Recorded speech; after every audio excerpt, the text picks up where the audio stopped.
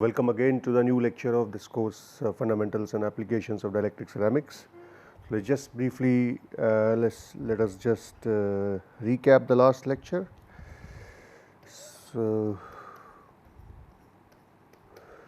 in the last lecture we were talking about domain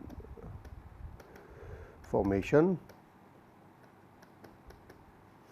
and we said that the ferroelectric switching that occurs in the ferroelectrics.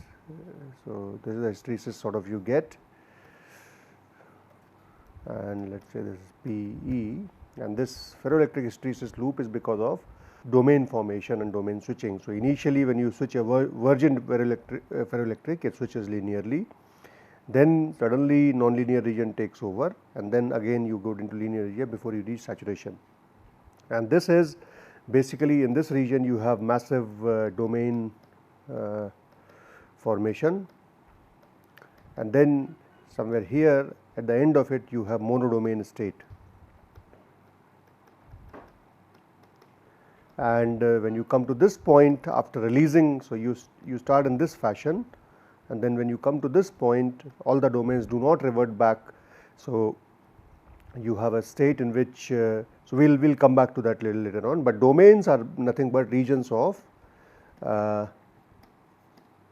uniform polarization orientation.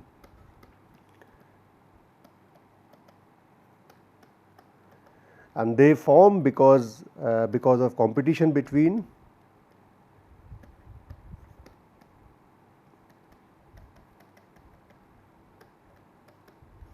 depolarizing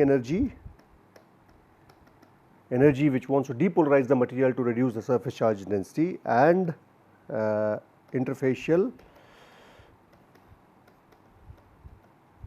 energy which is nothing but domain wall energy, right. So, as we saw, suppose you have this as a dielectric. If it is in monodomain state, then you will have this kind of situation where you have dipoles aligned in one direction. So, you have huge surface charge density. Suppose you create a domain which is 180-degree domain, you create situation like this. So, you reduce the surface charge density and charges nullify each other. So, this, but at the same time you create a domain wall, and this is single domain. Okay. So, this competition between the two energies leads to formation of domains, and then domain, but they do not confuse domains with grains. Grains are different, domains are different. There is a possibility you can have multiple domains in one grain. There is also a scenario when multiple grains can be in single domain when you reach monodomain state. So, as a result you form a domain wall, and this domain wall could be of the order of an unit cell thick or so, because what happens in domain wall formation is, suppose you have this as a crystal,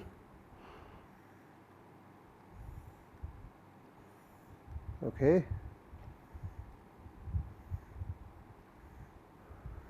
So, in this region your atoms are shifted up from the center of the unit cell. So, this is basically, you can say, polarization up.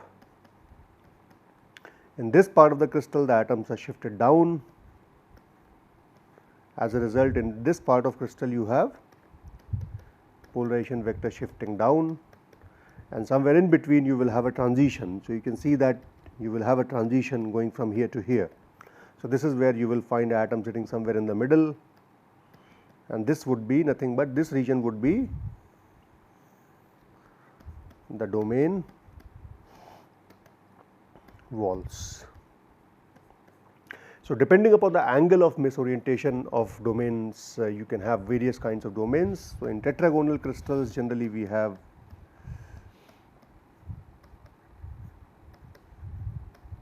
we have 90-degree domains and 180-degree domains, which means across the wall the polarization changes by 90-degree or 180-degree. Whereas in, for example, if you look at rhombohedral crystals,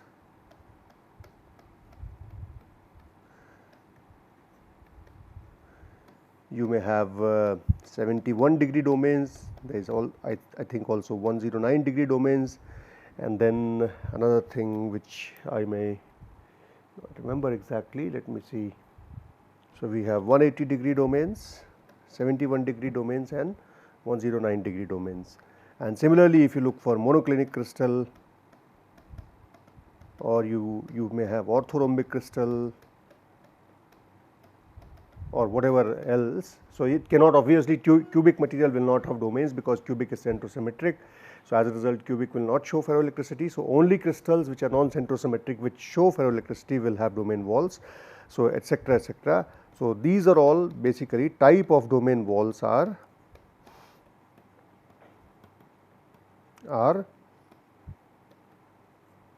crystal system dependent. Okay. So, this is what basically this would be. Now, how the domains form in these crystals, we looked at that. What happens in a ferroelectric material is, in a ferroelectric material generally what happens is that in case of practical capacitor, what will happen is that you will have a metal or you will have a ceramic. So, this is let us say your dielectric ceramic which is ferroelectric in nature. So, this is let us say ferroelectric,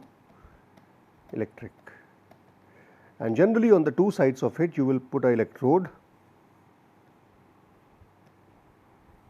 So, these are electrodes, these are metal electrodes, and when you apply electric field, then what happens is that as a function of electric field slowly we saw that the hysteresis curve is something like this, right. So, domains start nucleating right somewhere in the early phase. So, what happens is that the way domains start forming is domain start nucleating here at the interface between the electrode and the sample, and in between you may have domains of multiple orientation, but these domains grow. So, what might happen to begin with is, let us say in the beginning you have a scenario in which all the domains are oriented in this direction. So, this is let us say a monodomain state, all right. Once you have a monodomain state and you apply the electric field in another direction, or let us say you go back to zero electric field, what happens is that the reverse orientation domains they nucleate at certain locations. So, let us say they form here,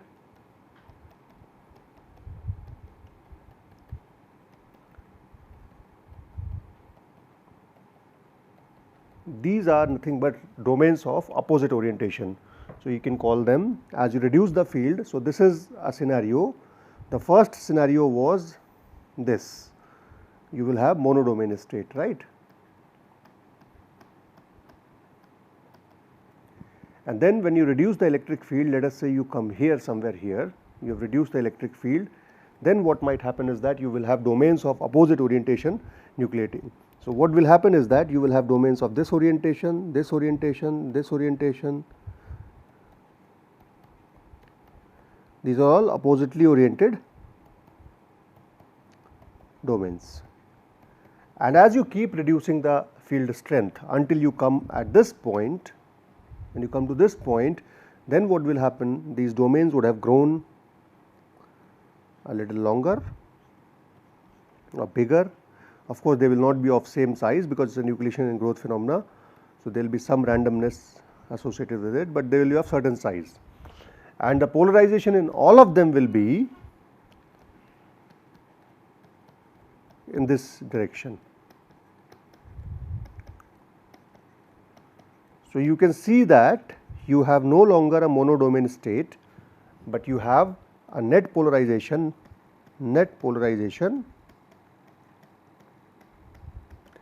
which is P plus, let us say this is P plus and this would be P minus, which is difference between P plus and P minus. So, you will have delta P, this is nothing but your P R. This is what is the remnant polarization. This is because there is an unevenness in the volume of domains of each orientation. So, the volume of domains of earlier orientation is still larger as compared to volume of newly formed domains. As a result, you form what we call as you have a PR, and when you reduce the electric field further, what will happen is that these domains will grow further. Okay.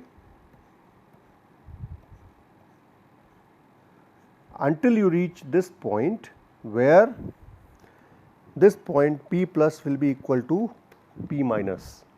As a result, delta P will be equal to 0. So, this is where we will achieve at coercive field. And then of course, when you go to this place back again and this place back again. So, in this case what will happen is that you will have a situation like this. So, you will reach a monodomain state, but in the opposite fashion. So, this is the electrode,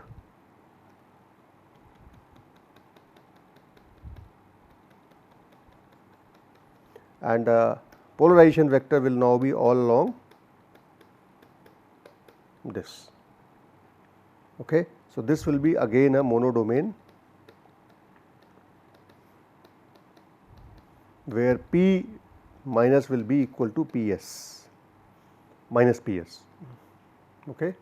And at this place you had P plus, which was equal to Ps, and the whole cycle goes on. When you reduce to come here, you come there, you come there, and this cycle repeats itself, the mechanism of domain growth and formation.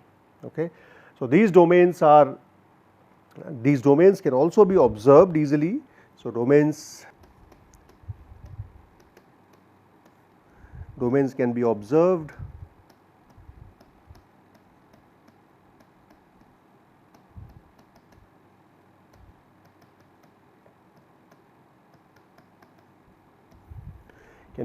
using microscopy. For example, one can do optical microscopy, one can do, so if domains are big enough, you can see them in optical microscope. If they are small, then you can see them in transmission electron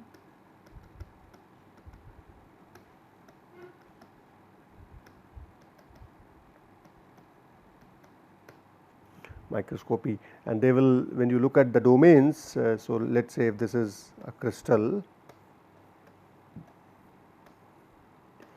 you will see them as sort of lines or stripes in crystals. So, these are the regions which can show domains. So, you can form, so these stripes, or you can say lines, which can be sort of imagined as domains.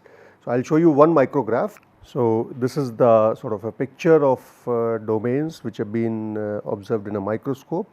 So, you can see that these are sort of regions in which you can see some stripes, and there are some regions in between the stripes which are sort of the domains. So, this is a microscopy image which has been taken from doitpoms.ac.uk. So, they have a library in which there are some images which show domains. So, if you go online, look at this doitpoms library at the University of Cambridge website, you will see that there are some of these pictures which show how the domains can be observed. So, these are so this is about the formation of domains in these materials. Now, basically now it must be clear to you that let us revisit the hysteresis loop now.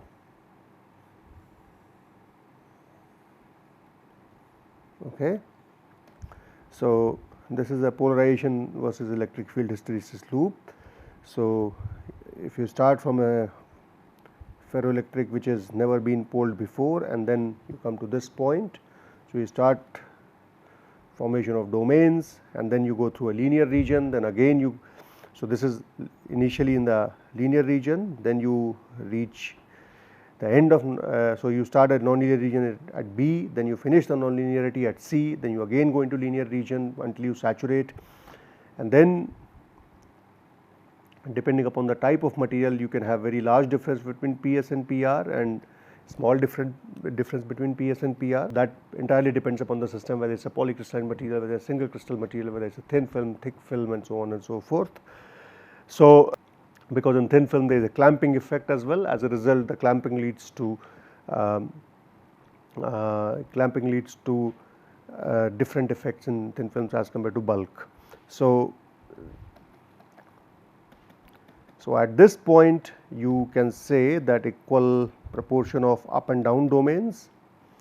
At this point you have monodomain state. Somewhere in between you will have let us say you do not have monodomain state, but maybe domains of one type are more than domains of another type. At this point you have a situation like this, where some domains come back, but not all the domains come back. So, there is an unequal distribution. At this point again the proportion of domains is such that so that the net polarization is 0. Then again at this point you reach monodomain state. Again at this point you reach regions where you have opposite polarization larger as compared to the up polarization, and then again you reach at this point where up and down are equal to each other. So, this is how domain switching is observed in ferroelectric materials, and domains, I reiterate again, they form as a result of competition between the depolarization field or depolarization field driven energy which wants to depole the material, and the surface energy which is nothing but the domain wall energy. So, one is positive, one is negative. As a result you have a stable domain size for a given material. Now, let us look at the comparison of various ferroelectric materials in terms of their properties.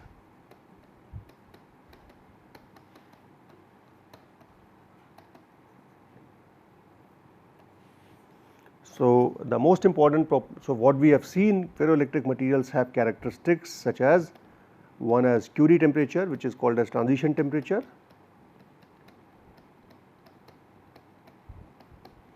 Tc.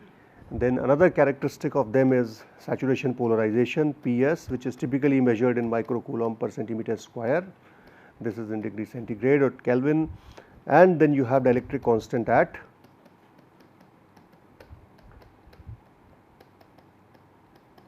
okay, and let us say what is it at Tc. Okay. And when you compare various materials, for example, something like Rochelle salt, which is NaKC4H4O6.4H2O. This has a Curie temperature of about 24 degree centigrade. So, Tc of 24 degree centigrade, it has a spontaneous polarization of about 0.25 microcoulomb per centimeter square, and it has a dielectric constant at Tc of the order of 5000 okay, at Tc. So, at Tc we have anomaly in the dielectric constant, it increases all of a sudden. Now, if you look at something like so this is of course Rochelle salt, which has a complex crystal structure. If you look at perovskite structured materials, for example, let us say lead titanate. Lead titanate has a Tc of 490 degree centigrade, very high Tc. So, it remains ferroelectric up to very high temperature.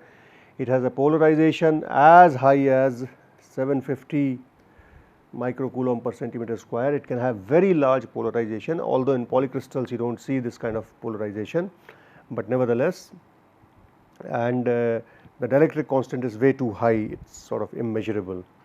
And then if you look at something like barium titanate has 3 transitions. The first transition, as you cool down the material, occurs at 120 degree centigrade. It has 3 ferroelectric transitions. It is ferroelectric in 3 different regions, but with different crystal structures. So, 125, 5 degree centigrade, and it is minus 90 degree centigrade, and it has a polarization of nearly 26, and dielectric constant again reaches to few thousand. Okay. And then we have something like lead zirconate titanate. So, lead zirconate titanate is solid solution of lead zirconate followed by solid solution of PbZrTiO3. Now, lead Lead zirconate has a so Tc of 230 degree centigrade, and it is an anti-ferroelectric in nature. So, it's just like anti-ferromagnet, it is anti-ferroelectric. It also has a high dielectric constant. So, PbZrO3 is made by mixing PbZrTiO3, which is commonly called as PZT, one of the best well known ferroelectric. It is mixed by putting these two together, PbTiO3, PbZrTiO3. So, obviously, its Tc depends upon the composition, and its Tc is between 230 degree centigrade to 490 degree centigrade, depending upon the ratio of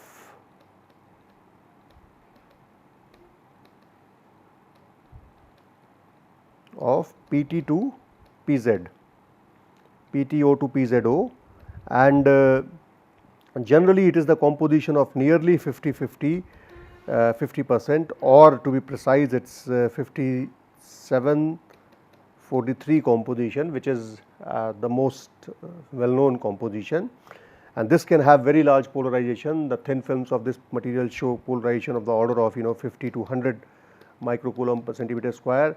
This is also a fantastic piezoelectric. Depending upon how it is processed and how it is made, it can show piezoelectric constants up to 1000, in fact even higher picocoulomb per Newton, and this is a benchmark material, as we say, in terms of performance, PbZrO3. So,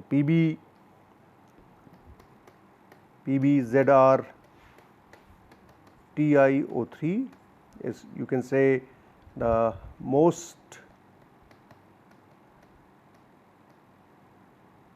commonly used ferroelectric. Actually, it is its piezoelectric properties which are more exploited than its ferroelectric properties.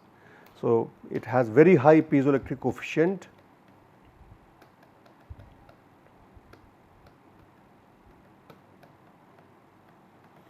and maybe more than 1000 picocoulomb per Newton, or you can say you can calculate the direct piezoelectric coefficient depending upon, so indirect piezoelectric coefficient, etc. So, it has very high piezoelectric coefficient and reasonably high Tc. Tc is much above room temperature. Of course, Pt has 490 degree centigrade, so it is lower than 490 degree centigrade, but it has reasonably high Tc depending upon the composition. So, this is one of the most used ferroelectric, but the problem with PZT is that presence of lead, and current environmental restrictions on the use of lead are making people to look for other alternatives. So, other alternatives are lead free piezoelectrics, as we call them.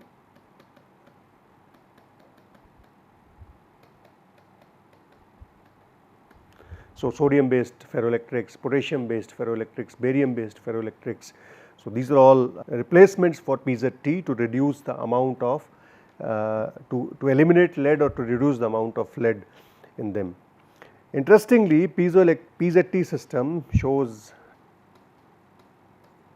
it has a very interesting phase diagram, and this phase diagram consists of what we call as a morphotropic phase boundary, and this morphotropic phase boundary exists at about let me see if I have the phase diagram with me. So, the morphotropic phase boundary is the boundary at which rhombohedral and tetragonal phases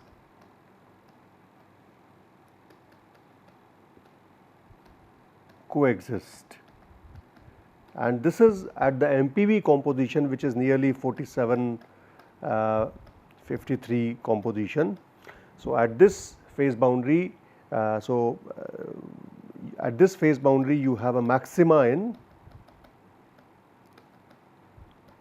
D33 as well as polarization, and this is the most used compound. This is the most used you can say composition for piezoelectric. There are other alternatives as well, because its transition temperature is little lower. So, things like BiFeO3, which is also a ferroelectric, and its solution with PbTiO3 gives to much higher Tc, and this also shows a MPb, and this MPb is at 70-30 composition, 70% BFO and 30% lead titanate, and this can also give rise to high D33, maybe not as high as PZT, but significantly high, but much higher Tc, because here bismuth ferrite has a Tc which is very high. It is not 450, it is something like 800 or something degree centigrade. I think it is about 870 degrees centigrade, whereas PT has a Tc of 490. So, if you mix them, you have a Tc which is higher than 500 degrees centigrade. So, it has much higher Tc, but D33 values are lower than PZT, but still comparable. So, there are a lot of other choices. You have potassium niobate as a ferroelectric. Also you have, as I said, you have lead free piezoelectrics, lead free ferroelectrics, you can say.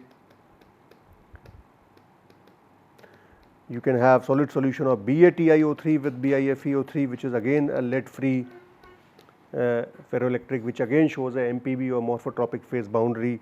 I will show you the phase diagram in the next class, but we do not have time to go through the phase diagram in this class. So, and then you have other polymeric options such as PVDF, which is nothing but CH2 CF2N. Okay. So, PVDF again is a polymeric ferroelectric which does not have very high piezoelectric coefficient of polarization, but it is still useful material because it is a polymeric. You can make a lot of flexible devices out of it. So, we will stop here. We will come back to some more aspects of these ferroelectric, piezoelectric and pyroelectric materials before we look into their applications. Thank you.